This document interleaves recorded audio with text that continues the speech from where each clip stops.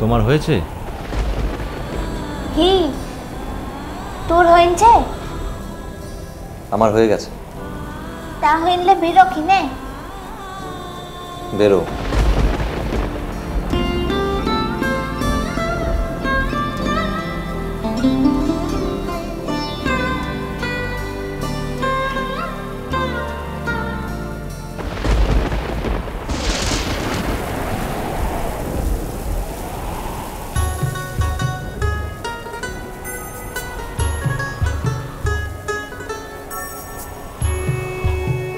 বাহ,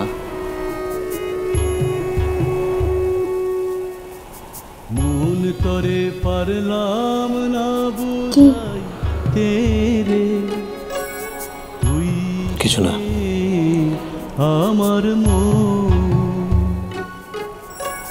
মন তরে পারলাম আর শীত করছে? বুঝাইতে রে, হায় রে তুই সে। আর করবে না শীত? ছাড় কিনে। কেন? ও রাধা কৃষ্ণটা দিচ্ছে তো মোর শরমটা লাগছে।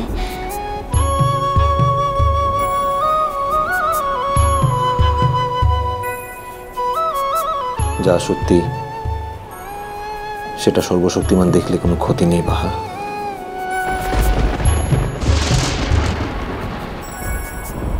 হচ্ছে বাবু আসিয়া ভবের মাঝে, ও মন রে স্বপ্ন দেখা রইলি ভুলে। আসিয়া ভবের মাঝে, ও মন রে স্বপ্ন দেখা রইলি ভুলে। আবার সেই স্বপ্ন কি মিথ্যা হইতে পারে রে, তুই সে আমার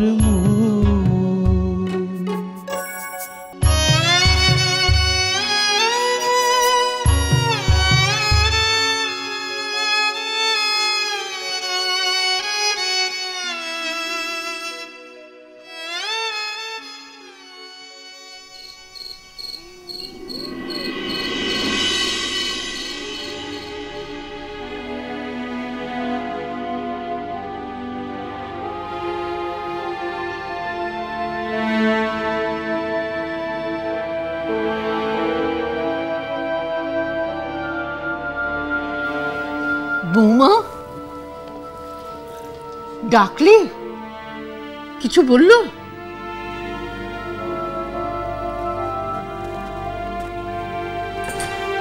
কোনো উত্তর নেই মা। আমাকে তো বললো একটু পরে আসছি। সে কথা বলে তো 45 মিনিট হয়ে গেল জয়া। মেয়েটার মুখের দিকে আর তাকানো যাচ্ছে না, কিছু খাওয়া দাওয়া করছে না। চেহারাটা দেখেছো? কেন যে দিদি ভাই এরকম একটা কাণ্ড করছে আমি তো কিছুই বুঝতে পারছি না। আপনারা যদি এতই বুঝতেন মা, তাহলে কি ওরকম বাড়ির একটা ওরকম ছেলেকে বিয়ে করতে আমার মেয়েটাকে ইনসিস্ট করতেন? তোমার কি মনে হয় বৌমা, আমাদের ইচ্ছে মতন তোমার মেয়ে এই বিয়েতে রাজি হয়েছে? না মা, সেটা কথা না। আপনারা কিন্তু বাধাও দেননি। অ্যাটলিস্ট বাড়ির মেজরিটি লোক যদি বাধা দিত, তাহলে আমার পক্ষে হয়তো বিয়েটা বন্ধ করা সম্ভব হতো। আপনারা কিন্তু উল্টে এনকারেজ করেছেন। পারতে না বৌদি, আর তুমি যে পারতে না সেটাও তুমি খুব ভালো করে জানো। মুনিয়া উর্চি ছাড়া আর কাউকে বিয়ে করতো না, কিছুতেই না। তাছাড়া ঝগড়া, অশান্তি, মান অভিমান কোন স্বামী স্ত্রীর মধ্যে না থাকে? এতেই তো সম্পর্কের প্রাণ থাকে। মা, এই সম্পর্কে প্রাণ রাখতে আমার মেয়েটার প্রাণ দিয়ে ওষ্ঠাগত হয়ে যাচ্ছে। দূর থেকে ওরকম মিষ্টি মিষ্টি কথা সবাই বলতে পারে, কিন্তু কাজের সময় কাউকে পাশে পাওয়া যায় না। বৌমা, দেখুন মা, শেষ পর্যন্ত কিন্তু সব কিছু আমাকে সামলাতে হচ্ছে। এই যে দেখুন না, আপনার ছেলে কোথায়, সে কে আছে আমার মেয়েটার পাশে? তারও তো একটা মাত্র সন্তান, কিন্তু সে এখন এখানে নেই। তাকে আমি পলাশবনি যেতে বারণ করেছি বলে সে দিল্লি চলে গেল। আমার তো এখন যথেষ্ট ডাউট হয় মা, যে ও আদৌ দিল্লি গিয়েছে কিনা। বৌমা, তুমি আর যাই বলো, আমার ছেলেকে মিথ্যেবাদী বলো না। তাছাড়া বৌদি, দাদা যদি পলাশবনিতেই যেত তাহলে তো সেখানে এতদিন থাকতো না। তুমি তোমার দাদাকে কতটা চিনো জয়া? তোমার দাদাকে আমি তার থেকে অনেক বেশি চিনি। এই পলাশবনিতেই আমাকে আর আমার ছোট্ট মেয়েটাকে ফেলে রেখে মাসের পর মাস তোমার দাদা পড়ে থেকেছে। Anyway, now I'm concerned about my daughter. So, তোমার দাদাকে নিয়ে যেভাবে আমি দিনের পর দিন চলেছি, সেই একই জিনিসটা কিন্তু আমি আমার মেয়ের সঙ্গে হতে দেব না। এবং তার জন্য আমাকে যা করতে হবে, আমাকে যত দূর যেতে হবে আমি যাব।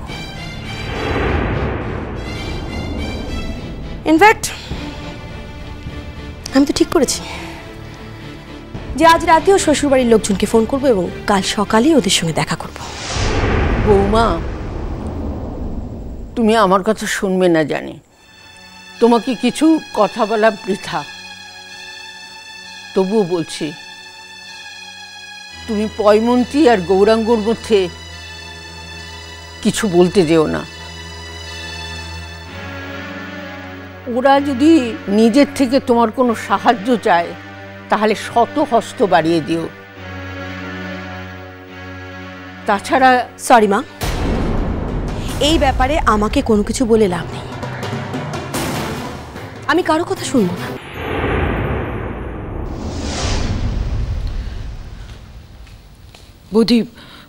বৌদি মুনিয়া আসছে। চুপ, আস্তে।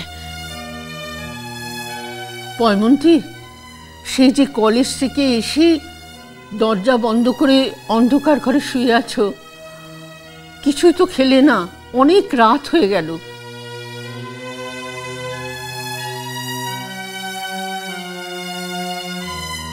কলেজের ক্যান্টিনে আমি খেয়ে নিয়েছিলাম, তাই।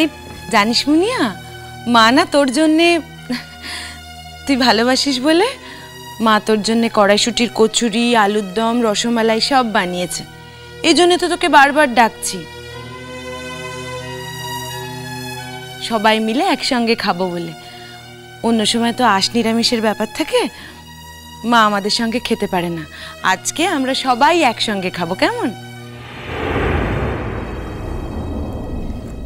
বললাম না, কলেজের ক্যান্টিনের থেকে খাবার অর্ডার করা হয়েছিল, একজন খাওয়ালো আর কি। রাতে আর আমি কিছু খেতে পারবো না।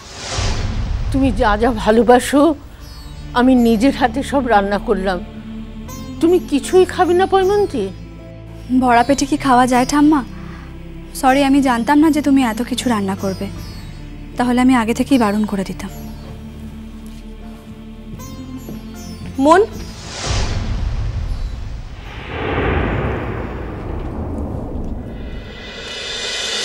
মিষ্টি কুটু মিষ্টি কুটু মিষ্টি কুটু।